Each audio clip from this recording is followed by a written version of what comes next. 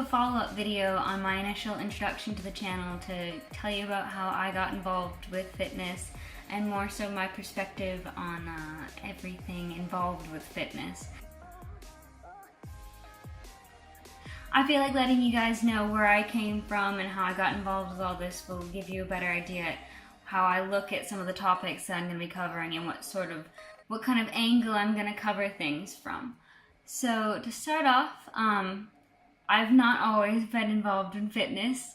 Growing up, I was very much the kid that had no hand-eye coordination. I was the chubby kid, I liked to be inside, I liked to read books, and I was always picked last for every sporting team, match, whatever, in school throughout the years. In high school, I somehow got involved with running cross country and running distance, and got really into that for a few years and really liked it, but my body did not like it. I was prone to injury after injury. I've had my Achilles reworked because it doesn't work the way it should anymore because of a running injury. I've had so many issues. So I gave it up for a little bit after that major injury that I had, and throughout the whole process I've always been kind of like chubby. I never really got to the skinny phase. I did once, and that was due to doing a diet that was not okay. It was not something I would recommend anyone did. It was basically a deprivation diet, and I rebounded very hard afterwards, so another reason not to do fad diets. But so I kind of rebounded weight-wise, and then I kind of got back into running about a year ago and decided that I was going to do a half marathon. And being the avid distance runner that I had been, kind of assumed that I could just throw myself back into it, which if you're a distance runner you know is not ever something that you should do. So I threw myself back into it. I was running 8 miles a day, 9 miles a day, cranking up the distance as fast as I could.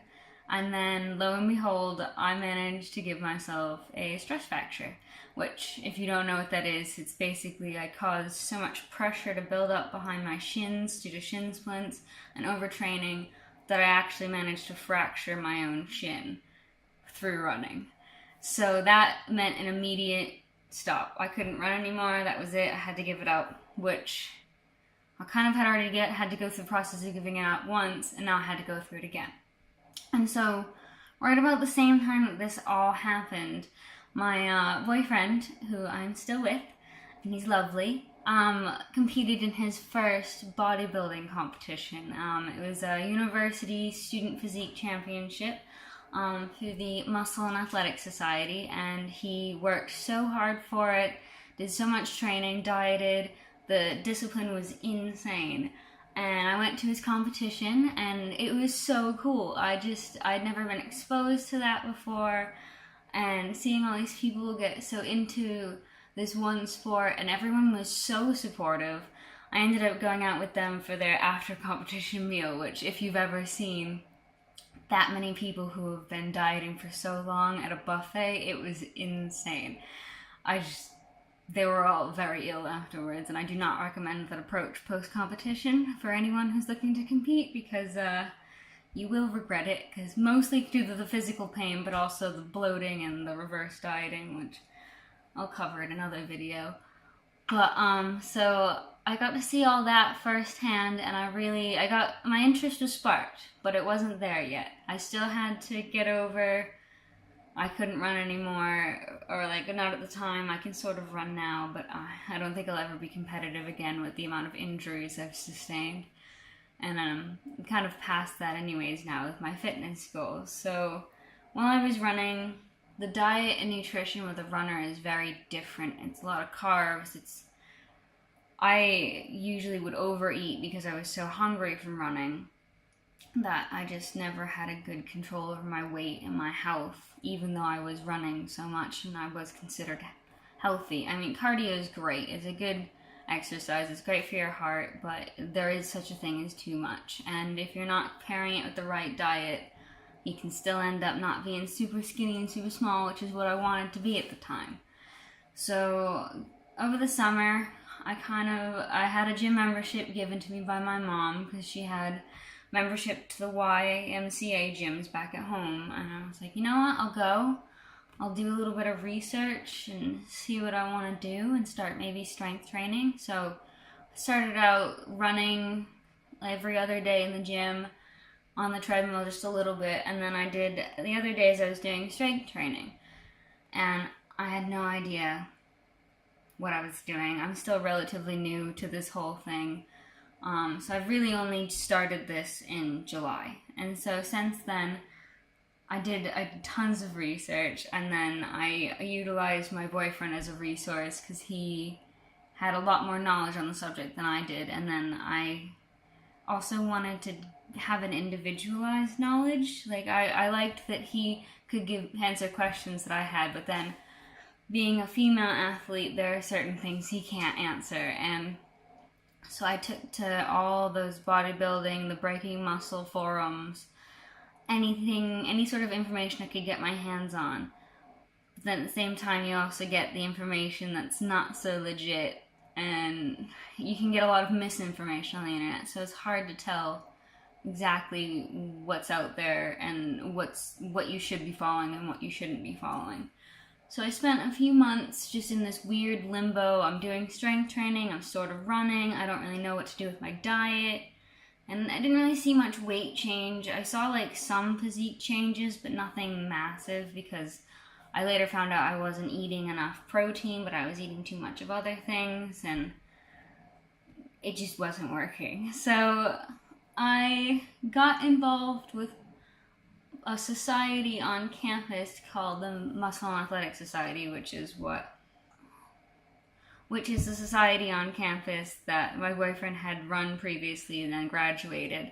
And so I knew some of the people through him, and reached out, joined that society, and met some people that were also sort of trying to get into this world of fitness, as I'm gonna call it, I guess. And so it was cool to have some people around that were also sort of going through the same sort of mindset changes, trying to get the lifestyle down. And then that's how I met one of my friends who works with the coach that I have, and she's like, if you want me to get you in touch with this coach, I'm more than happy to. So that's how I got working with Lucy, and that's when I started to see the bigger changes, because I could ask her every question in the world, and she knew how to feed my body, what I was looking to do. And I've since been like educated on what you should be doing in terms of calories, what you should be doing in terms of macros, how do you figure this stuff out.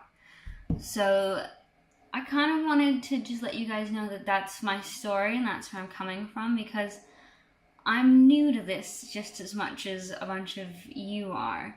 I don't have tons of experience, but I think that's kind of why I wanted to start this channel, is to kind of go through the journey with you. I've got resources at my disposal now to kind of get that information out there, and I want to kind of learn with all of you. I wanted to use that to bridge some gaps in the first video that I had, to kind of show you my perspective on a lot of these videos that I'm going to be doing, because I'm not going to have the same perspective as someone who's been in the industry 5, 10, 20 years. But I think that might be what some people need. And if it's not, that's fine. I'm still more than happy to do other more advanced videos as well as beginner videos. And I'm kind of hoping this channel grows and evolves with my goals, with everyone else's goals. I want this to kind of be a collaborative project to get fitness and lifestyle, wellness, nutrition out there, readily available for anyone who wants it. And so you're not relying on having friends with similar interests. You're not relying on random information on the internet, which can be shady. I want it to be accessible for everyone. And I want to talk about support networks and building them, because not everyone has friends and family involved in this process, and it's hard when you don't have that kind of support group. So I want to kind of make a support group through this channel in a way, so people who are going through this process also have somewhere to go with this. I'd love to see people's transformations, what they're working on, kind of make a community here of people who like to share their story and reach out to one another. So I'm gonna try and figure out a platform to do that, as well as these informational videos, because I want to make it accessible for people to get involved and share with one another. So if you have any ideas on how to best do that, because I'm racking my brain right now, but I'm sure we'll come up with something. So that's my story, and I hope you enjoyed it. I'm gonna upload this along with the original intro video. I'm also in the process of getting a new camera because I'm currently filming on my phone, which for some reason comes with a professional camera built in. I didn't realize that when I bought it, but it's great. But I want something a bit more portable.